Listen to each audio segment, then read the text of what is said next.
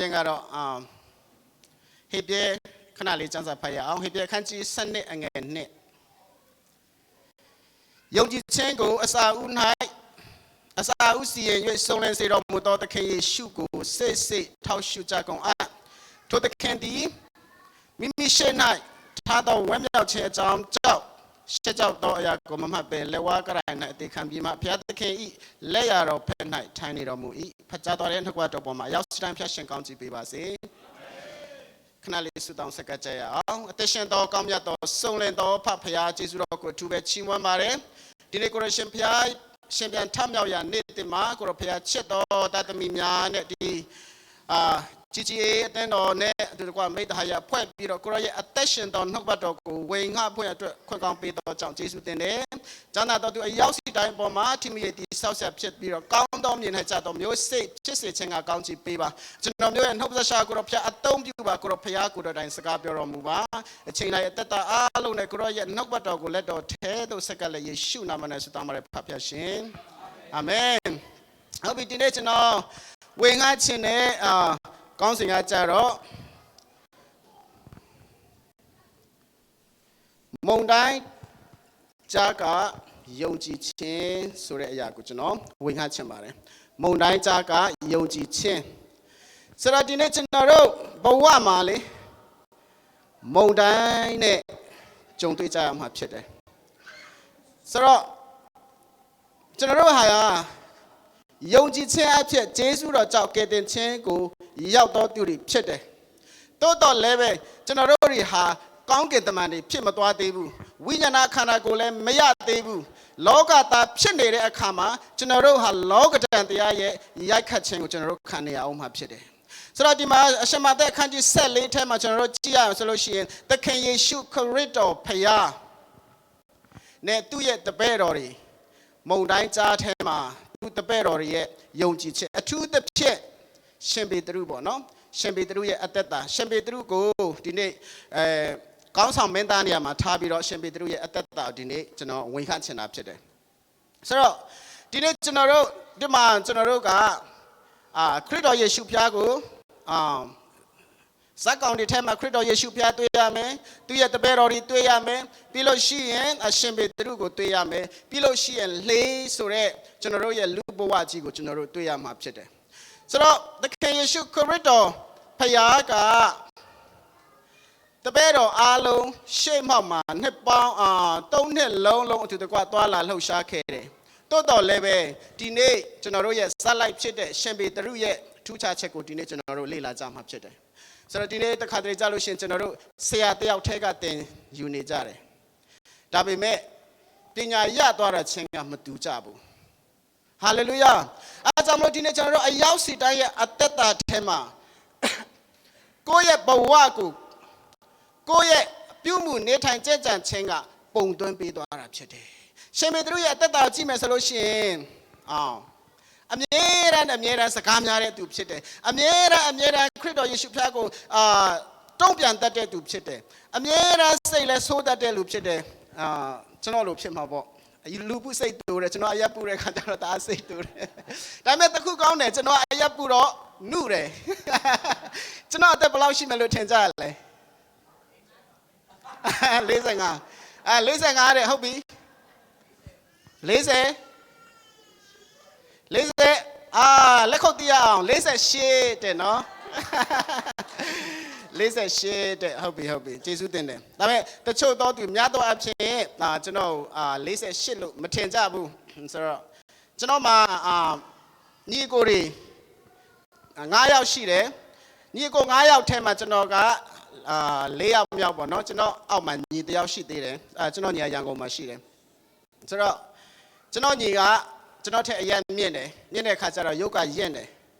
ဆိုတော့လူတွေကပြောကျွန်တော်တို့တွေ့တဲ့အခါမှာခမရအကိုကြီးဟိုမှာတွေ့တယ်အဲ့လိုမျိုးအကိုကြီးမဟုတ်ဘူးညီလို့ပြောတာအကိုလို့တော့မှမပြောမင်းအကိုကြီးတဲ့ဟုတ်လို့လားကျွန်တော်အဲ့ဒါကျွန်တော်ညီလို့ပြောတဲ့ခါခမရနောက်နေတာမဟုတ်ပါဘူးတဲ့အဲ့လိုမျိုးပေါ့နော်အဲ့လိုမျိုးနေရာမှာအားတာတယ်လို့ကျွန်တော်ကအရက်ပူတဲ့အခါကောင်းပါတယ်ကူပူတဲ့ဟာလည်းပဲဆိုတော့ကြောင်သားတွေမှာကျွန်တော်တို့ရှိုးမယ်ဆိုလို့ရှိရင်သူများ အရက်ရှိတဲ့လူကဂလန်ဂလပ်ဖြစ်တဲ့ချိန်မှာကိုကတော့အောက်ကနေရှိုးနဲ့သွားလို့ရတာပေါ့နော်အဲ့လိုမျိုးအဲ့ဒါကြောင့်မလို့အရက်ပူတယ်ပေတရုအရက်ပူတာမပူတာမပြောပြထားဘူးဒါပေမဲ့စိတ်တူတာတော့မှန်တယ်ပေတရုကလေဆိုတော့ကျွန်တော်တို့သိတဲ့အတိုင်းပဲယောမစစ်သားရဲ့နေရွက်ကိုလည်းဖြတ်ပစ်တဲ့လူဖြစ်တယ်နော်ဆိုတော့ဒီမှာကျွန်တော်ရဲ့ဒီမှာဒီထဲမှာကျွန်တော်တို့ကြည့်မယ်ဆိုလို့ရှိရင်အခန်းကြီး14ငယ်24မှာလေမူကားအိုင်အလန်၌လေမတင်သောကြောင့်လှိုင်းတပိုးလှုပ်ရှားခြင်းကိုပြင်းစွာခံရ၏ဆိုတော့လေကညကြီးတကောင်ရမှာအိုင်အလန်မှာရောက်သွားတယ်ရှေ့ကိုလည်းမတိုးနောက်ကိုလည်းမဆုပ်ဘူးအဲ့ဒီချိန်မှာလေဆိုတာကရွတ်ပြီးတော့သွားရတာဖြစ်တယ်ဆိုတော့ရှေ့လည်းတိုးလို့မရဘူးနောက်လည်းဆုပ်လို့မရဘူးဆိုတော့အကျဉ်းအကျပ်ထဲမှာရောက်နေတယ်ဒီနေ့ကျွန်တော်တို့ရဲ့ဘဝဒီမှာလေဆိုတာကျွန်တော်တို့ရဲ့ဘဝအသက်တာကိုပုံဆောင်တာဖြစ်တယ်ပြောချင်တာဖြစ်တယ်အဲကြောင့်မလို့ဒီနေ့ကျွန်တော်တို့ရဲ့အသက်တာမှာရှေ့လည်းတိုးလို့မရနောက်လည်းဆုပ်လို့မရတဲ့အချိန်မှာသူကဘာဖြစ်တာလဲလိုင်းတပိုးရဲ့ရိုက်ခတ်ခြင်းကိုခံနေရတယ်ဒီလေဆိုတဲ့တင်းရဲ့ဘဝမှာတင်းကိုရိုက်ခတ်တဲ့လိုင်းတပိုးကပါလေကျွန်တော်တို့အရောက်စီတိုင်းရဲ့အသက်တာမှာလိုင်းတပိုးရဲ့ရိုက်ခတ်ခြင်းကိုကျွန်တော်တို့တနေ့မဟုတ်တနေ့တစ်ချိန်မှာမဟုတ်တစ်ချိန်တနေ့မဟုတ်ရင်တနေ့ကျွန်တော်တို့ခံစားနေကြရမှာဖြစ်တယ်ဆိုတော့ကျွန်တော်တို့ဘယ်လိုဖြည့်ရှင်းရမလဲပေတရုရဲ့အသက်တာနဲ့ကျွန်တော်တို့ခွန်အားယူလို့ရတယ်ဟာလေလုယာဒီကျမ်းကျွန်တော်တို့လောကမှာကြုံတွေ့နေရတဲ့ပြဿနာတွေအားလုံးအခက်အခဲတွေအားလုံးဟာကျမ်းစာအရကျွန်တော်တို့ဖြည့်ရှင်းမယ်ဆိုလို့ရှိရင်မဖြည့်ရှင်းနိုင်တဲ့ပုံစံတစ်ခုမှမရှိဘူးဟာလေလုယာကျွန်တော်တို့ဘယ်လိုဖြည့်ရှင်းရမယ်ဆိုတဲ့ဥစ္စာကိုဒီမှာမှတ်တမ်းတင်ထားတာဖြစ်တယ်ဒီအရာအဖြစ်ကျွန်တော်တို့တွားရမှာဒီအရာကကျွန်တော်တို့ရဲ့guide book ဖြစ်တယ်ကျွန်တော်တို့ရဲ့ကျွန်တော်တို့ကိုတင်ပေးနေတဲ့အရာဖြစ်တယ်ဒီမြေပုံလမ်းကြောင်းအတိုင်းကျွန်တော်တို့ရှောက်လန်းရမှာဖြစ်တယ်ဆိုတော့လေကအိုင်အလဲမှာရောက်နေတယ်လိုင်းတဘိုးတော့ရိုက်ခံနေတယ်ဆိုတော့ကြာလို့ရှိရင်လေကပျက်စီးတော့မယ်လေဝန်းတွေကွဲတော့မယ်ဆိုတော့မိုးကလည်းချုပ်သေးတယ်ဆိုတော့ဒီနေ့မိုးချုပ်တယ်မှောင်မိုက်ဆိုတာကကျွန်တော်တို့ဘဝမှာအမှောင်မိုက်ဆုံးအချိန်တွေလည်းရောက်ခဲ့ကြမှာဖြစ်တယ်ဆိုတော့ည3ချက်တီးကြော်အချိန်ဆိုည3ချက်တီးဆိုတာက3နာရီနဲ့မနေ့3နာရီနဲ့6နာရီကြားလောက်ဖြစ်မှာဖြစ်တယ်အဲ့ဒီအချိန်မှာခရစ်တော်ယေရှုဖျားကဆက်တော်ဖြတ်ပြီးတော့ရေပေါ်မှာကြွလာတယ်ဆိုတာသူတို့တွေ့တယ်တွေ့တဲ့အခါမှာသူတို့တွေကဖုတ်တဲ့ဆေဆိုမှကြောက်ကြတယ်ဒီနေ့ဆိုတော့ဒီနေ့ကျွန်တော်တို့ရဲ့ယုံကြည်ခြင်းအမြင်တွေဝေဝါးနေတဲ့အချိန်တွေမြောက်များစွာရှိမယ်အခက်အခဲကြုံတွေ့တဲ့အခါမှာဘယ်ဟာမဆိုကြောက်တယ်ဟိုဟာဆိုလဲကြောက်တယ်ဒီဟာဆိုလဲကြောက်တယ်အမြင်မှန်ကိုကျွန်တော်တို့မမြင်တော့တဲ့အချိန်တွေမြောက်များစွာရှိမယ်သူတို့ရဲ့သခင်သုံးနှစ်လုံးသူတို့ကိုတွင်ပေးတဲ့သခင်နမိတ်လက္ခဏာမြောက်များစွာကိုပြတဲ့သခင်သူတို့ရဲ့မျက်စိရှေ့မောက်မှာပဲတည်တဲ့သူတွေရှင်းစီတဲ့သခင်သူကြွလာတဲ့အခါမှာတဆေးဆိုပြီးမှကြောက်ရွံ့နေကြတယ်ဒီနေ့ကျွန်တော်တို့အသက်တာမှာအဲ့လိုမျိုးကျွန်တော်တို့ရဲ့အသက်တာမှာဒီအတွေးအခေါ်တွေမှုံဝါးနေတဲ့အချိန်ဝိညာဉ်ရေးရာမှာမှုံဝါးနေတဲ့အချိန်တွေမြောက်များစွာရှိမယ်ဆိုတော့အဲ့ဒီအချိန်မှာ26မှာထို့သောအာယပေါ်မှာဆက်တော်ဖြန့်ကြွလာတော်မူသည်သူတို့တည်မြဲလင်ဖုတ်တစေဖြစ်သည်ဟုကြောက်တော်စိတ်နဲ့အော်ဟစ်ကြ၏အဲ့ဒီအချိန်မှာ29မှာယေရှုသည်ချက်ချင်းနှုတ်ဆက်၍တည်ကြည်သောစိတ်ရှိကြလော့ငါပင်ဖြစ်တယ်တတိပြန်ပေးနေရတဲ့အချိန်တစ်ခါတလေကြာရင်ရှိတယ်နော်ဆိုတော့မကြောက်လက်ကြနဲ့ဟူမိတ်တော်မူ၏ဆိုတော့အခန်းငယ်28ကိုကျွန်တော်တို့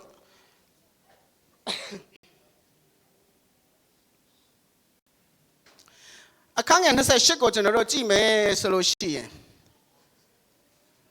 ပေတရုရဲ့စကားကျန်တဲ့လူတွေဘာမှမပြောဘူးနော်12ပါးရှိတဲ့အထက်မှာပေတရုကပဲပြောတယ်ဘာပြောလဲ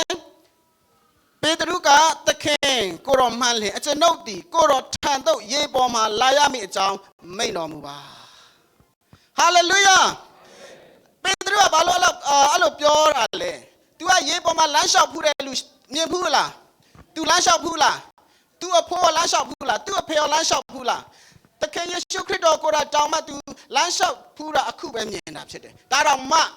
ခရစ်တော်ရဲ့အတန်ကိုသူကြားတဲ့အခါမှာအော်ဒါငါသခင်ဖြစ်တယ်ဖုတ်လည်းမဟုတ်သက်စေလည်းမဟုတ်ငါသခင်ဖြစ်တယ်ဆိုတော့သူကအယံနာပါတာဖြစ်တယ်ဒီနေ့ကျွန်တော်တို့အရောက်စီတိုင်းကိုယ့်ရဲ့သခင်ရဲ့အတန်ကိုလည်းမမှတ်မိတဲ့သူကိုယ့်ရဲ့သခ ခင်ရဲ့ရုပ်ကိုလည်းမမှတ်မိတဲ့သူတွေကျွန်တော်တို့ရှိတတ်ကြတယ်အမှောင်မိုက်ဆုံးသောအချိန်မှာအဲကြောင့်မလို့ဒီမှာခရစ်တော်ယေရှုဖျားကကိုရော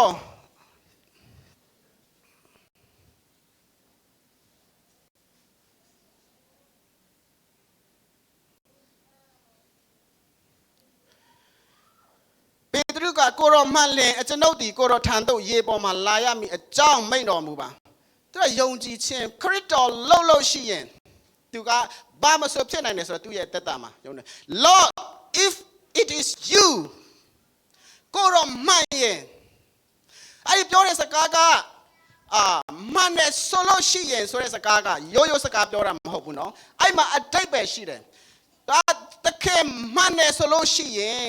ရေပေါ်မှာရှောက်လာရတဲ့အခွင့်ကိုပေးပါဘာဖြစ်လို့လဲတခင်မှန်တယ်ဆိုလို့ရှိရင်ကျွန်တော်ကိုးကွယ်တဲ့တခင်အဲ့ဒီတခင်ကကျွန်တော်ရေပေါ်မှာလမ်းလျှောက်နိုင်အောင်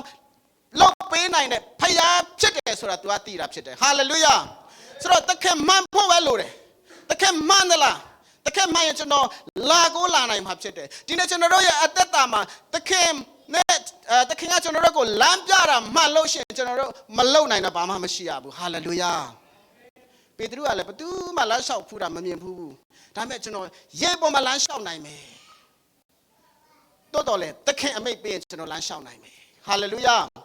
တခင်မှန်တယ်ဆိုလို့ရှိရင်ကိုရောမှန်တယ်ဆိုလို့ရှိရင်ကိုရောခိုင်းသမျှကျွန်တော်လှုပ်တဲ့အခါမှာအောင်မြင်ရမယ်ဆိုပြီးတော့ဒီနေ့ဒီအရာကတကယ်တကိုးပြည့်တဲ့သူ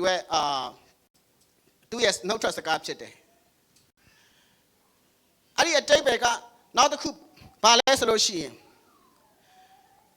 ကိုရောတပါးထဲကိုပဲကျွန်တော်ကကိုးစားတာဖြစ်တယ်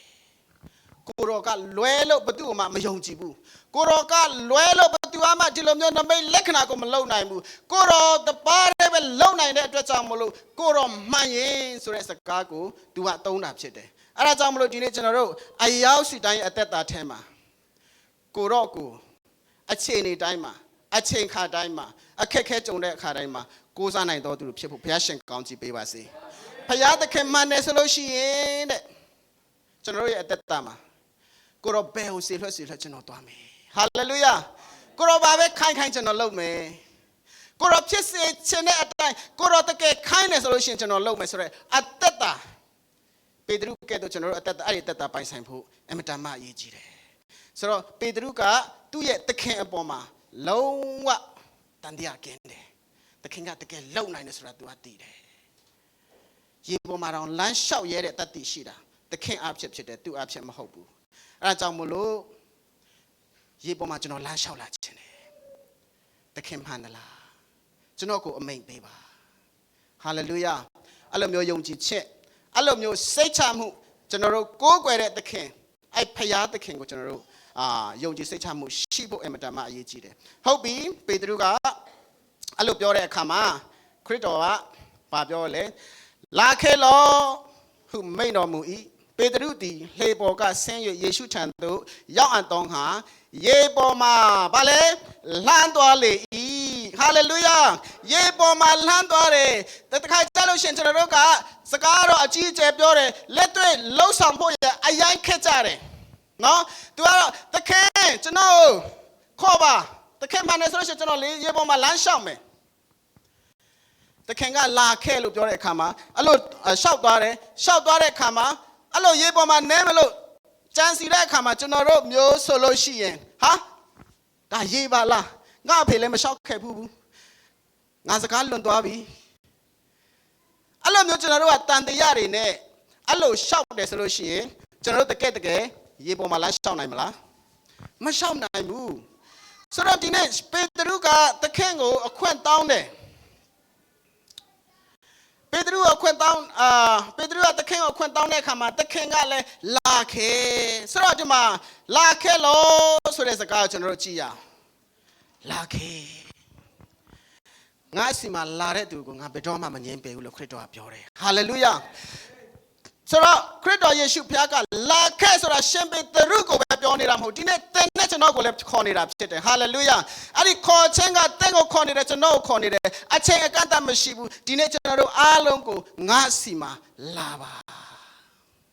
ဝန်လေးပင်ပန်းတော်သူပေါင်းတို့ငါထံသို့လာကြလော့လာဆိုတဲ့စကားကျွန်တော်ခဏခဏကြားရတယ်သခင်ကကျွန်တော်တို့ကိုခေါ်နေတယ်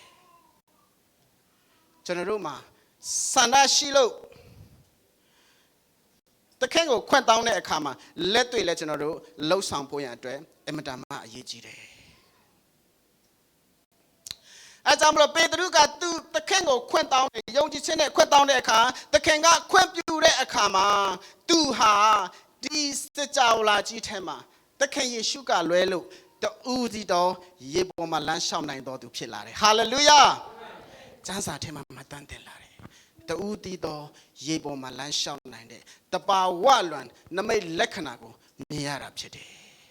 ခရစ်တော်ကိုယ်စားခြင်းအဖြစ်ခရစ်တော်ကျွန်တော်တို့တောင်းတဲ့အခါမှာခရစ်တော်ကအခွင့်ပေးတဲ့အခါမှာကျွန်တော်တို့လက်တွေ့လှုပ်ဖို့ရဘုရားသခင်လိုတော်ရှိတာဖြစ်တယ်လက်တွေ့လှုပ်ဆောင်ခြင်းကပဲနမိတ်လက္ခဏာကိုဖြစ်စေတာဖြစ်တယ်လက်တွေ့လှုပ်ဆောင်ခြင်းကပဲထူးခြားမှုကိုဖြစ်စေတာဖြစ်တယ်အဲဒါကြောင့်မလို့သခင်ရှင်ပေတရုကအခွင့်တောင်းတဲ့အခါမှာ तू ကမလှုပ်ပဲနေရဲ့ तू လမ်းလျှောက်နိုင်မလားလမ်းမလျှောက်နိုင်ဘူးဒီနေ့ကျွန်တော်တို့ဘုရားကိုကျွန်တော်တို့ဘာတောင်းတယ်လဲဘုရားကျွန်တော်တို့ဘာအခွင့်တောင်းတယ်လဲ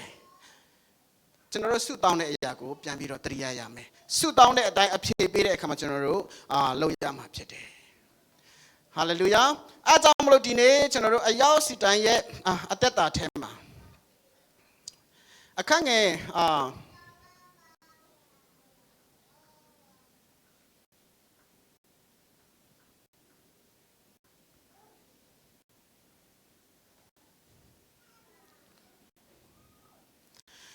ဆိုတော့ဒီနေ့ကျွန်တော်တို့ရဲ့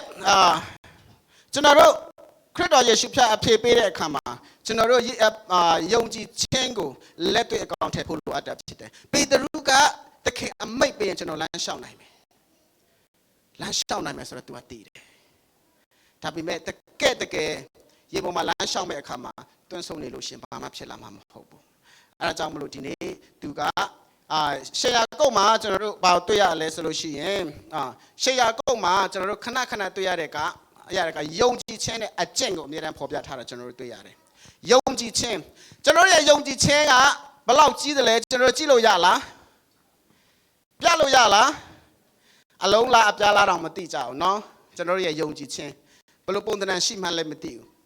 ဒါပေမဲ့ဒီယုံကြည်ခြင်းကိုပြနိုင်တဲ့အရာကလက်တွေ့လှုပ်ဆောင်ခြင်းအပြတ်တမ်းပြနိုင်တာဖြစ်တယ်ဟာလေလုယာပေတရုကသူ့ရဲ့ယုံကြည်ခြင်းသူ့ရဲ့သခင်ပေါ်မှာကိုးစားခြင်းစိတ်ချမှုဘလောက်ကြီးတယ်ဆိုတာသူလက်တွေ့ပြသခြင်းအဖြစ်လက်တွေ့လေပေါ်ကနေလမ်းသွားခြင်းအဖြစ်သူအသက်တည်ပြတာဖြစ်တယ်တခါတလေကြလို့ရှိရင်ကျွန်တော်တို့ခရစ်ယာန်အသက်တာမှာလေအလေးပေါ်မှာသူလမ်းလျှောက်ရတဲ့အရာကစွန့်စားမှုတစ်ခုဖြစ်တယ်နော်စွန့်စားမှုဖြစ်တယ်ကျွန်တော်တို့ကလေပေါ်မှာနေတယ်ဆိုလို့ရှိရင်သူ့အတွက်လုံခြုံတယ်နော်လေပေါ်မှာနေတယ်ဆိုလို့ရှိရင်သူဘာမှကြောက်စရာမလိုသူလေပေါ်မှာသူ့ရဲ့တငယ်ချင်းတွေလည်းရှိတယ်ဘာမှကြောက်စရာမလိုလေပေါ်မှာရှိနေတဲ့သူလုံခြုံမှာဆိုတာသိတယ်တိုးတော်လည်းပဲသူ့ရဲ့ယုံကြည်ခြင်းကိုလက်တွေ့အကောင့်ထဲပေါ်တဲ့အခါမှာသူဟာတခြားသောတပည့်တော်တွေနဲ့မတူဘူးခရစ်တော်စီမှာလမ်းသွားနိုင်တော်သူဖြစ်လာတယ်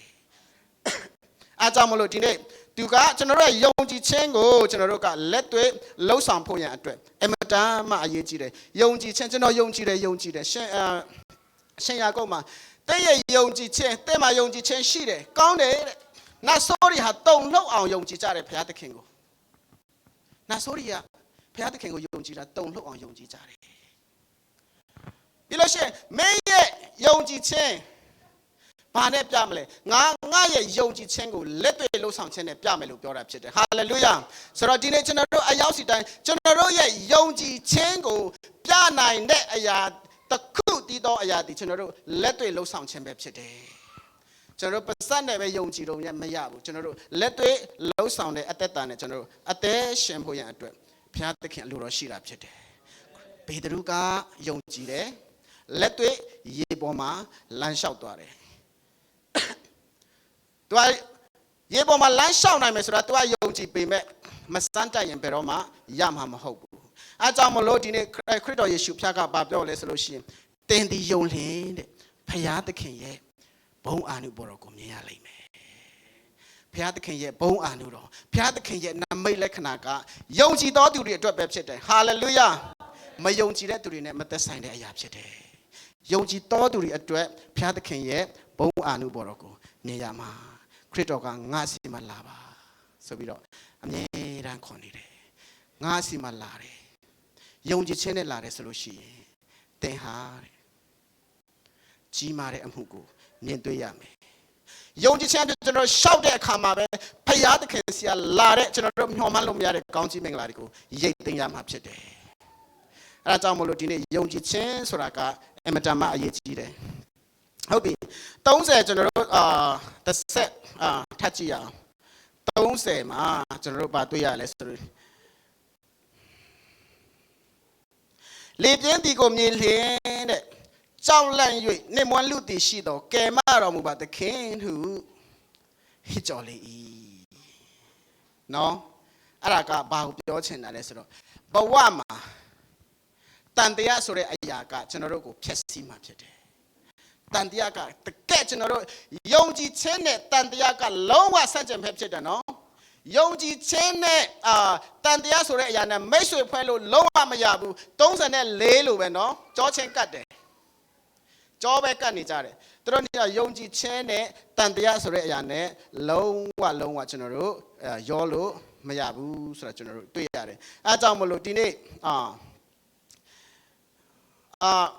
သခင်ယေရှုခရစ်တော်ဖယားစီမှာသူကသွားတယ်နော်ယုံကြည်ခြင်းနဲ့သွားတယ်ယုံကြည်ခြင်းနဲ့သွားခရစ်တော်ယေရှုဖယားကသူကစေးကြည့်ပြီးတော့လမ်းလျှောက်သွားတယ်အဆင်ပြေတယ်လမ်းလျှောက်သွားတယ်တိုးတော်လည်းပဲသူကဘေးကိုကြည့်လိုက်တဲ့အခါမှာဘာမြင်တာလဲဘေးကိုကြည့်တဲ့အခါမှာဘာမြင်တာလဲသူကလိုင်းတပေါ်ရိုက်ခတ်နေတာအော်ငါကရေပေါ်မှာလမ်းလျှောက်နေတာပါလားဆိုတော့ကို तू ကမြင်တဲ့အခါမှာတန်တရဝင်လာတဲ့အခါမှာသူကချက်ချင်းနည်းမြုပ်သွားတယ်ဆိုတော့ကျွန်တော်တို့တွေ့ရတယ်အဲ့ဒီတန်တရကလေကျွန်တော်တို့ကိုဖျက်ဆီးတာ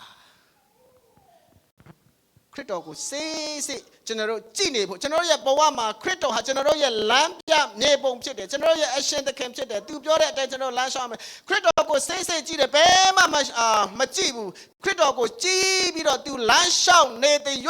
ရေပေါ်မှာသူလမ်းလျှောက်နိုင်တယ်တိုးတော်ဒီနေ့သူကခရစ်တော်ကိုမျက်နှာလွှဲလိုက်တာနဲ့သူ့ဘဝကဆုံးသက်သွားပြီဒီနေ့ခရစ်တော်ပေတရုကခရစ်တော်ကြည်ပြီးတော့သူလမ်းလျှောက်သွားတယ်ကောင်းတယ်တိုးတော်လဲအကောင်းတွေပြောပြီးတော့အဲ့ဒီလို but ဒါမဟုတ်တိုးတော်လဲအဲ့လိုပြောလိုက်တာနဲ့ဘာဖြစ်သွားလဲချက်ချင်းတခုပြောင်းပြန်ဖြစ်သွားတယ်နော်ဆိုတော့ तू ကလမ်းလျှောက်နေတဲ့၍ခရစ်တော်ကိုစေးကြည့်ပြီးတော့လမ်းလျှောက်နေတဲ့၍သူ့ရဲ့အသက်တာမှာအဆင်ပြေတယ်တိုးတော်လည်းပဲခရစ်တော်ယေရှုဖခင်ကိုသူကမျက်နှာလွှဲလိုက်တာနဲ့ဒီနေ့သူ့ရဲ့အသက်တာကရေထဲမှာဒုတိယယောနဖြစ်သွားခါနေတယ်နော်ယောနလိုမျိုးသူကဖြစ်ခါနေဖြစ်တယ်ယုံကြည်ခြင်းနဲ့ရှောက်လှမ်းတဲ့အခါမှာလဲခရစ်တော်ကိုစေးကြည့်ရမယ်အခြေအနေကိုမကြည့်ရဘူးကျွန်တော်တို့ဘေးပတ်ဝန်းကျင်ကိုလည်းမကြည့်ရဘူးမကြည့်ပဲနဲ့ကျွန်တော်အသက်ရှင်ဖို့ဖြစ်တယ်ပထမတော့လို့ရှိရင်သူ့ရဲ့တပည့်တော်တွေအားလုံးကြားထဲမှာတခင်ယေပေတရုကပဲခရစ်တော်ရဲ့အတန်ကိုသူမှတ်မိတယ်နော်ပထမအခန်းငယ်29မှာ28မှာမှတ်မိတယ်ဒီနေ့ကျွန်တော်တို့လောကမှာအတန်တွေမြောက်များစွာကြားနေရတယ်ရှင်ပေတရုလည်းအိုင်အလယ်မှာရှိနေတယ်ရေထဲမှာဒါမှလိုင်းတဘိုးလည်းရိုက်ခတ်နေတယ်တိုးတော်လည်းပဲအဲ့ဒီကြားထဲမှာသခင်ယေရှုရဲ့အတန်ကိုမှတ်မိတယ်သခင်ယေရှုရဲ့အတန်ကိုကြားတယ်အဲ့ဒါကြောင့်မလို့ဒီနေ့ကျွန်တော်တို့အသက်တာမှာရှိနေတဲ့အချိန်မှာအခက်ခဲတွေအတန်တွေပဲတစ်ချိန်လုံးကြားနေရမယ်ဟိုမှာဖမ်းပြန်ပြီးဒီမှာဖမ်းပြန်ပြီးဆိုတာတွေပဲကျွန်တော်တို့ကြားနေရမယ်အဲ့ဒီကြားထဲမှာဖခင်ကတင့်ကိုဘာပြောတယ်လဲဆိုတာနားထောင်မှုဘုရားသခင်လို့တော့ရှိတယ်ဟာလေလုယာအခက်ခဲကြားကဘုရားသခင်ကတူတူလေးပြောတဲ့အရာကိုကျွန်တော်တို့နားထောင်ပြီးတော့အဲ့ဒီအတိုင်းလိုက်လျှောက်အသက်ရှင်ဖို့ရအတွက်အရေးကြီးတယ်ရှင်ပေတရုကနားပါတယ်နော်သူတငယ်ချင်းတွေကမကြဘူးသူကကြတော့ဘလောက်ပဲလိုင်းတဘိုးတွေရိုက်ခတ်ဘလောက်ပဲဆူညံဒီနေ့သခင်ရဲ့အတန်ကိုသူမှတ်မိတယ်ဆိုတာဒီနေ့ကျွန်တော်တို့သခင်ရဲ့အတန်ကိုကျွန်တော်တို့မှတ်မိဖို့ရအတွက်အမှန်တမ်းအရေးကြီးတယ်ဆိုတော့လေပြင်းဒီကိုမြင်လင်ကြောက်လိုက်ရင်နမလူတီရှိတော့ကဲမတော်မူပါသခင်ဟုဟစ်ကြော်လေ၏ လေပြင်းတာကိုမြင်တယ်ခရစ်တော်ကြည့်ရင်လေပြင်းတာမြင်မလားမမြင်ဘူးလိုင်းတော်ရိုက်တာမြင်မလားမမြင်ဘူးခရစ်တော်မကြည့်တဲ့အတွက်ကြောင့်သူ့မှာမျက်နှာတစ်ဖက်ထဲပဲရှိတာလေဟုတ်တယ်မလားမျက်နှာနှစ်ခုသုံးခုမရှိဘူးလေမျက်နှာနှစ်ခုသုံးခုရှိတယ်ဆိုတာကမကောင်းဘူးကျွန်တော်တို့ပမာစကားမှာပေါ့နော်ဆိုတော့မျက်နှာများတယ်ဆိုတာတွေကမကောင်းဘူးဆိုတော့သူကလိုင်းတဘောတွေမြင်ရခြင်းအကြောင်းရင်းသူ့ရဲ့မျက်နှာကိုတခင်ယေရှုနဲ့ခွာတဲ့အခါမှာဘာဖြစ်သွားလဲနေမွန်းလူတည်ရှိတော့တဲ့ဆိုတော့ကယ်မတော်မူပါသခင်ကယ်မတော်မူပါသခင်ဟုခေါ်တယ်ဟာလေလုယာဆိုတော့ကျွန်တော်တို့ဘဝမှာလေအခက်ခဲကြုံတွေ့တဲ့အခါမှာချက်ချင်းပဲသခင်ကိုနံပါတ်1မှာခေါ်တတ်တော်သူများဖြစ်ဖို့ဘုရားသခင်ကောင်းချီးပေးပါစေဘုရားသခင်ကျွန်တော်တို့ခေါ်တယ်ဆိုလို့ရှိရင်အမြဲတမ်းထူတဲ့ဘုရားသခင်ဖြစ်တယ်ဘုရားသခင်ကျွန်တော်တို့ခေါ်တဲ့အခါမှာဘုရားသခင်ကအဖြေ3မျိုးနဲ့ပေးတတ်တယ်ကျွန်တော်ဆုတောင်းတဲ့အခါမှာဘုရားသခင်က yes လို့ပေးတဲ့အချိန်ရှိမယ် wait လို့ပြောတဲ့အချိန်ရှိမယ် no လို့ပြောတဲ့အချိန်ရှိမှာဖြစ်တယ်ဆိုတော့ကျွန်တော်တို့ဆုတောင်းတဲ့အခါကျွန်တော်တို့အမြဲတမ်းချက်ချင်းရချင်တယ်နော်ချက်ချင်းလိုချင်ကြတယ်နော်ကောင်မလေးအဖြေတောင်းတယ်ဆိုလို့ရှိရင်ချက်ချင်းလိုချင်တာဟုတ်တယ်မလားလူငယ်တွေနော်လူငယ်တွေအဖြေချက်ချင်းလိုချင်တာနော်မစောင့်နိုင်ဘူးကျွန်တော်တို့လည်းအဲ့လိုပဲလောကမှာလေစောင့်ရတဲ့အလုပ်ကအရအခက်ဆုံးပဲစောင့်ရတဲ့အလုပ်လေနော်အရန်ခက်တယ်ဆိုတော့ကျွန်တော်တို့အဲ့လိုမျိုးခက်ခဲအဲ့လိုမျိုးအမြဲတမ်းချက်ချင်းလိုချင်ပေမဲ့ဘုရားသခင်ကအမြဲတမ်း3မျိုးနဲ့အဖြေပေးတယ်ဆိုတော့ကျွန်တော်တို့တွေ့ရတယ်တခါကြလို့ရှိရင်ကျွန်တော်တောင်းတဲ့ခါမှာအေးရော့ချက်ချင်းပေးတယ်တခါကြလို့ရှိရင်စောင့်ပါတခါကြလို့ရှိရင် no မင်းနဲ့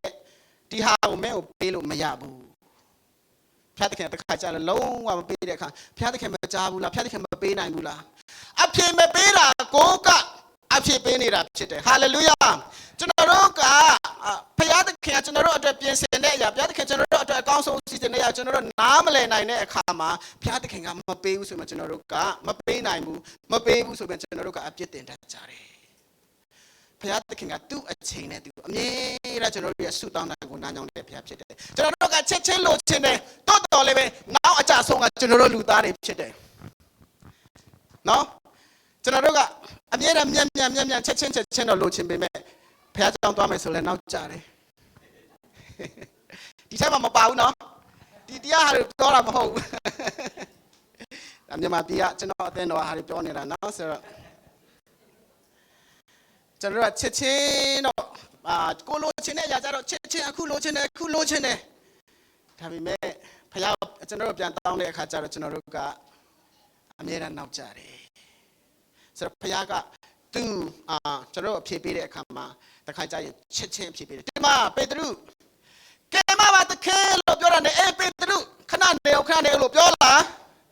မပြောဘူးကျွန်တော်တို့ရဲ့အချင်းနဲ့ကျွန်တော်တို့ရဲ့အချင်းအခါကိုဘုရားသခင်ကအတိဆုံးဖြစ်တယ်အကောင်းဆုံးဘုရားသခင်ကတိတဲ့အရာဖြစ်တယ်အဲ့ဒါကြောင့်မလို့ဒီကောင်ငါခုကဲမပဲရမယ်ဆိုတာဘုရားသခင်ကတိတဲ့အခါမှာခရစ်တော်ယေရှုဖျားကသူ့ရဲ့လက်ကိုဆန့်ပြီးတော့ချက်ချင်းကယ်လိုက်တယ်ဟာလေလုယာအဲ့လိုမျိုးနေရာမှာဘုရားသခင်ကချက်ချင်းကျွန်တော်တို့ကိုအဖြေပေးတဲ့ဘုရားသခင်ဖြစ်တယ်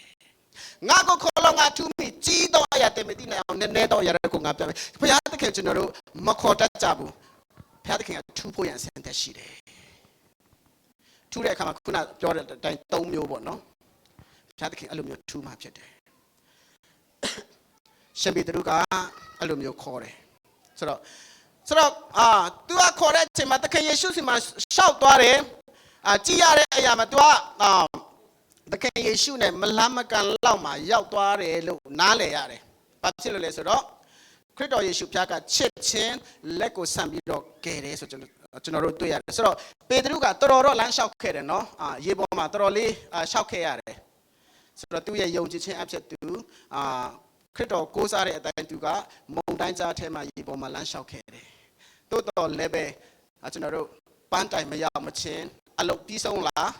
မပြီးဆုံးဘူးအလုပ်ပြီးဆုံးတယ်ဆိုတာကပန်းတိုင်ရောက်မှပဲအလုပ်ပြီးဆုံးတာလေအောင်မြင်တယ်ဆိုတာကပန်းတိုင်ရောက်မှအောင်မြင်တာလေဆိုတော့ तू ကလမ်းခုလမ်းမှာဒီနေ့ပေတရုလိုပဲကျွန်တော်တို့ကြာရှုံးခဲ့တဲ့အချိန်တွေရှိကောင်းရှိမယ်ရှိကြမှာဖြစ်တယ်အဲ့လိုကြာရှုံးတဲ့အခါမှာပေတရုကဲ့သို့ တခင်ကိုအမြန်ဆုံးခေါ်နိုင်တော်သူဖြစ်ဖို့ဘုရားရှင်ကောင်းချီးပေးပါစေဘုရားသခင်ငါ့ကိုခေါ်ပါလို့ပြောတယ်ကျွန်တော်တို့ကမခေါ်တာယေရှုလောဘုရားသခင်ဒီမကဲတဲ့နိုင်အောင်လက်တော်သူဒီမဟုတ်တဲ့ဘုရားသခင်ကျွန်တော်တို့မကဲတဲ့နိုင်အောင်ဘုရားသခင်လက်လမ်းမမီတဲ့နေရာကျွန်တော်တို့ဘယ်နေရာမှမရှိဘူးဘုရားကျွန်တော်တို့ခေါ်တဲ့အခါမှာအာမင်အလံဝဲလို့နဲ့ရွှေ့လောင်းလို့ပြောလားမပြောဘူးပေတရုကိုချက်ချင်းကဲတာပေတရုနည်းနည်းကူလာအောင်မင်းနဲ့မင်းငါမိဖို့အတွက်အလံဝဲသေးတယ်အဲ့လိုမပြောဘူးလုံးဝလက်တူတဲ့ဘုရားမဟုတ်ဘူးမကဲတဲ့နိုင်အောင်လက်တူတဲ့ဘုရားမဟုတ်ဘူးလက်တန်အရာရှိတဲ့ဘုရားသခင်ဖြစ်တယ်ဟာလေလုယာဆိုတော့ဒီနေ့အလောက်လက်ရှိတဲ့ကျွန်တော်တို့ကိုကဲတဲ့နိုင်တဲ့ဘုရားကိုအလောက်ရှိနေရတဲ့ကျွန်တော်တို့က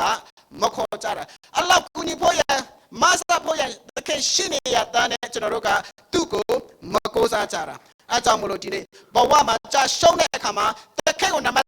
ရှာဖို့ဖြစ်တယ်ကိုယ့်ရဲ့ဦးလေးစီအရင်မသွားပါနဲ့ကိုယ့်ရဲ့ဖေမေစီအရင်မသွားပါနဲ့ပတ်စံရှိတဲ့လူစီအရင်မသွားပါနဲ့သခင်စီအရင်သွားပါအဲ့ဒီဟာတွေကကိုယ့်ကိုပြောနေတာဖြစ်တယ်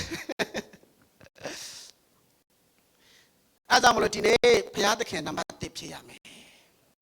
ကျွန်တော်ဘဝမှာကြာရှုံးတဲ့အချိန်တွေမြောက်များစွာရှိမယ်ကြာရှုံးတာကလုံးဝအပြစ်မဟုတ်ဘူးလူသားဖြစ်လို့ကြာရှုံးတာပြန်မထတာကအပြစ်ဖြစ်တယ်ဟာလေလုယာပြန်မထတာကအပြစ်ဖြစ်တယ်ဖြောင်းမတော်သူဒီ9ကြိမ်လဲတော်လဲထပြန်လိမ့်မည်မတရားသောသူမူကားလဲတော်အခါဆုံးရှုံးလိမ့်မည်နှုတ်ကပတ်တော်ထဲမှာရှိတယ်ဒီနေ့ကျွန်တော်တို့ဟာ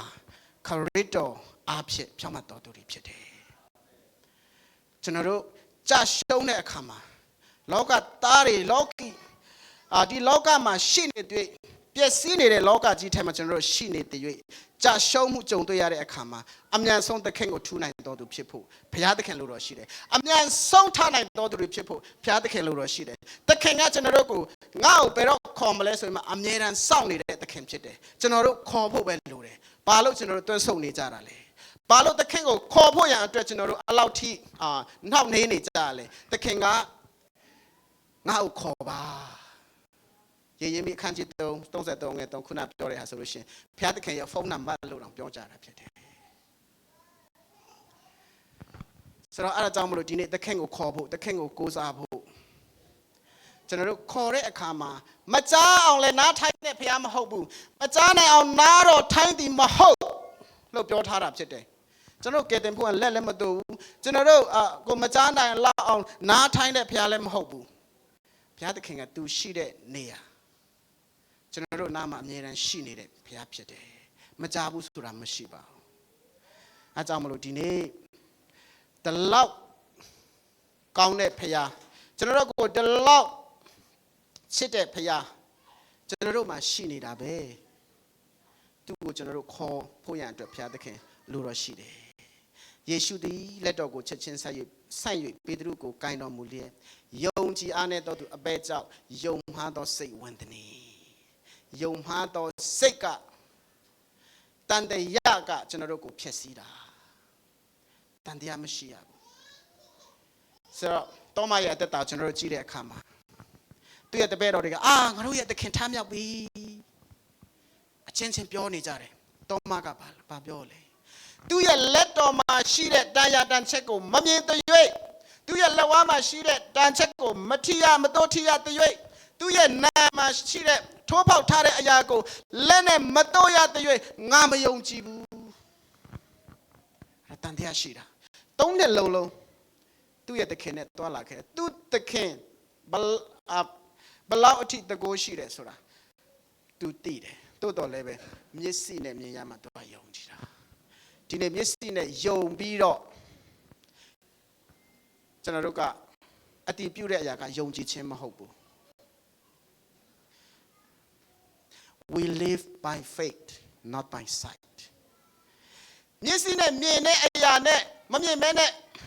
ယုံကြည်ခြင်းနဲ့ဟာဆိုလို့ရှိရင်မျက်စိနဲ့မြင်တဲ့အရာနဲ့ကျွန်တော်အဲ့ဒါလုံးဝဆန့်ကျင်ဖက်ဖြစ်တယ်ကျွန်တော်ထမင်းပွဲရှိနေတယ်ဒီနေ့ထမင်းစားမလို့ငါယုံကြည်တယ်